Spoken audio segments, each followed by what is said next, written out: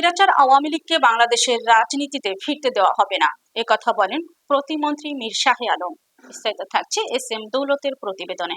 আগামী 23শে জুন আওয়ামী লীগের প্রতিষ্ঠা বার্ষিকীকে কেন্দ্র করে সামাজিক যোগাযোগ মাধ্যমে নানা ধরনের বিভ্রান্তিকর প্রচারণার মাধ্যমে জনগণের দৃষ্টি ভিন্ন খাতে প্রবাহিত করার চেষ্টা হতে পারে। কিছু গোষ্ঠী স্বৈরাচারকে পুনর্বাসনের উদ্দেশ্যে পরিকল্পিতভাবে অপপ্রচার চালাচ্ছে। এ ধরনের অপচেষ্টার বিরুদ্ধে সবাইকে সজাগ ও ঐক্যবদ্ধ থাকতে হবে। স্বৈরাচার আওয়ামী লীগকে আর বাংলাদেশের রাজনীতিতে ফিরতে দেওয়া হবে না।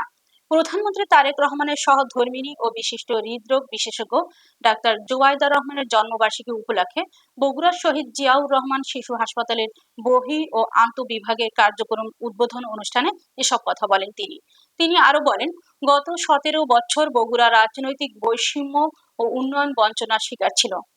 বর্তমান সরকার জেলার উন্নয়ন কার্যক্রম এগিয়ে নিতে কাজ শুরু করতে একটি মহল নানা ধরনের ষড়যন্ত্রে লিপ্ত হয়েছে।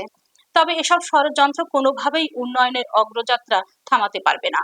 ইতিমধ্যে যে সকল উন্নয়নের কথা বলা হয়েছে সেসব বাস্তবায়ন করা হবে।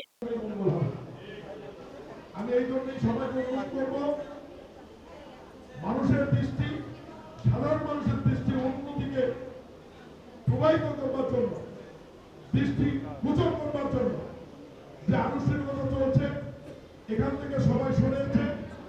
আমরা উন্নয়নের কথা বলি, গণতন্ত্রের কথা বলি, আমাদের দুশ্চুরি থাকলে অবশ্যই সমালোচনা হবে। সেই সমালোচনা যেন অবশ্যই আইনসম্মত এবং গ্রহণযোগ্য হয়।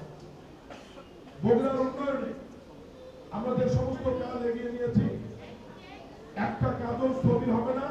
এবং আজকেই মন্ত্রী পরিষদের মিটিংয়ে এজেন্ডাতে রয়েছে বগুড়া বিশ্ববিদ্যালয়ের আইন নীতিগতভাবে অনুমোদন হবে এবং সেটি হবে ইনশাআল্লাহ। আরো যেগুলো আমরা দফায় দফায় বলেছি সব উন্নয়ন হবে, তবে একটু সময় দিতে হবে। আমি শুধু এইটুকু অনুরোধ করবো যে এই জুন মাসে আওয়ামী লীগ, স্বৈরাচার আওয়ামী লীগ, ফ্যাসিস্ট আওয়ামী লীগ 23শে জুনকে সামনে রেখে যাতে কোনো ষড়যন্ত্র করে না পারে, এই ব্যাপারে সবাইকে সজাগ থাকার আহ্বান জানাচ্ছি।